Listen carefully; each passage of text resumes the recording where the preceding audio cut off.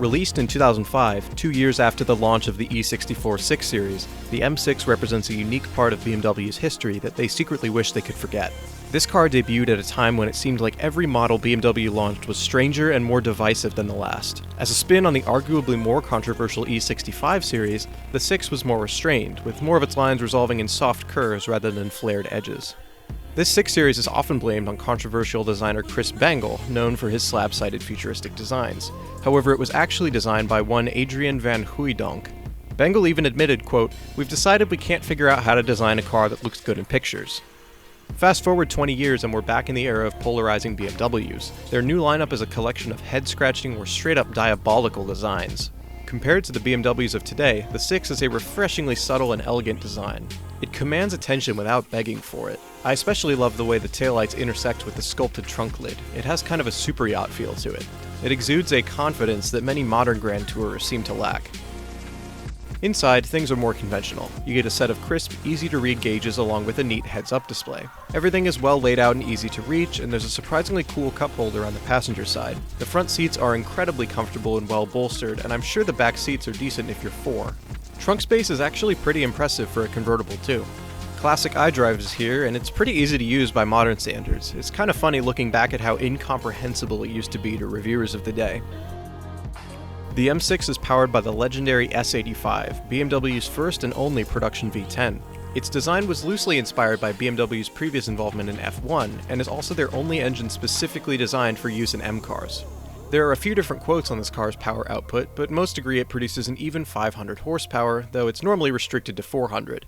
Pressing the aptly named power button by the shifter unlocks the rest instantaneously. It also produces a very healthy 384 pound-feet of torque. Like other BMW M cars of the era though, you have to wring the engine out to redline to feel those numbers. Yeah. Oh, there's the power, okay. It's all the way up on the top. It's from 6 to 8. Yeah. Peak torque comes in at 6,100 RPM and peak power at 7,700, just short of its insane 8,250 RPM redline. This engine was coupled to either a 7-speed SMG or 6-speed manual, the latter of which is significantly rarer and only available in the US. The SMG is an automated manual, which is essentially a 7-speed manual with the clutch and gear changes controlled by a computer. Before the widespread adoption of the dual-clutch transmission in the following decade, this was the best compromise between automatic simplicity and manual control. AMTs were actually very common in European compact cars due to their lightness and fuel efficiency, though this transmission was rarely seen in the American market. There are 5 ferocity settings for the transmission, which affect how early it shifts as well as the amount of time those shifts take. By default, the car is in manual, requiring you to shift with either the giant paddles or by flicking the shifter. Manual mode is definitely the best way to drive this car. Putting it into automatic is like riding shotgun with a manual driver, except you have no idea when they're going to shift. The result are these nauseating, borderline hilariously slow shifts that come seemingly out of nowhere.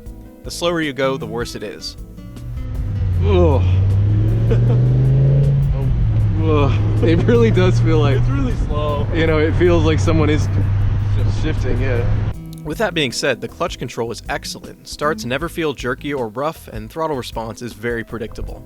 The ride is surprisingly floaty, though I did have the car's suspension at its softest setting. So I'm kind of curious if I... So as soon as I heard you say I don't mess with it, I pushed the button, so hopefully nothing breaks. I messed with it once and I got a transmission error when I did. Ooh, I'm gonna just turn that off.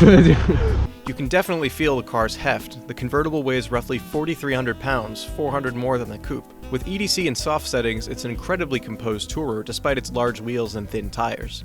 I can't really speak to how this car performs at the limit, but I will say that it feels remarkably average until you get into the higher rev range. It has the power band you'd expect from something like a 90s naturally aspirated hot hatch, completely average until you really wring it out. If you can get used to the slightly dull gearbox and strange torque curve, the M6 is a truly incredible tourer.